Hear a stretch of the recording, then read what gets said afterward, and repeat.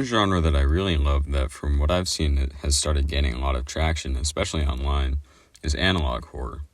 There are a lot of projects on YouTube that I absolutely love, like The Monument Mythos, not the new season, Gemini Home Entertainment, The Mandela Catalog, Vita Carnis, Oldest View, and more. I will say that it's a bit of an acquired taste, but if you can get past the really slow pacing, excessive use of text to speech, and sometimes cut and dry format, it's one of the best subgenres of horror out there. The tension that some of these people are able to produce could be cut with a knife, and some of the images that show up in their videos are truly haunting. Take Gabriel from the Mandela Catalog. When I first started watching the series, I would imagine him showing up while I was sleeping. Now I am absolutely terrified of tall, lanky gentlemen with weird faces. It's not just the images either. There are a lot of really subtle and charming messages like, or,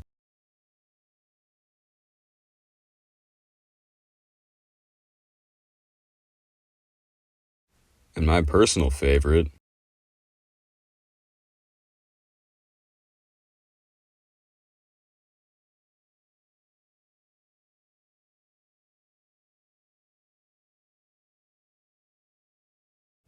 I actually lost sleep over that line. Speaking of losing sleep, there was this video from a series called Local 58 called Real Sleep that has allegedly caused people to have nightmares, so I'm not going to touch that. Speaking of real life, I think something cool about analog horror is that it excels at translating real monsters into fiction, and I think an excellent example of that is this video called The Kid in the Camera. As cool as analog horror is, I'm not sure how well it can translate to the big screen. I don't think that something like The Monument Mythos would rake in a lot of money in the box office. I think the closest thing to the analog horror that we get on YouTube that also got a theatrical release was Skinamarink.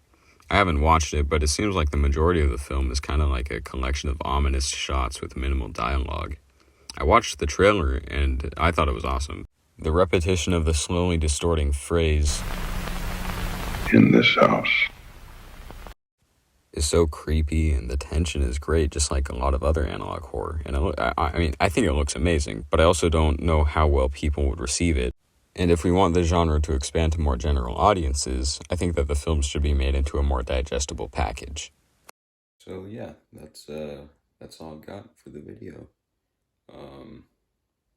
This took me about like a month to write, and I think over the course of like this last day, I got all of the footage that I needed and recorded it all. And over that time, I kind of started getting more into the genre, and I found more of what I liked, and I think that making this video helped a lot. So yeah, as always, thank you for watching, and I'll see you next time.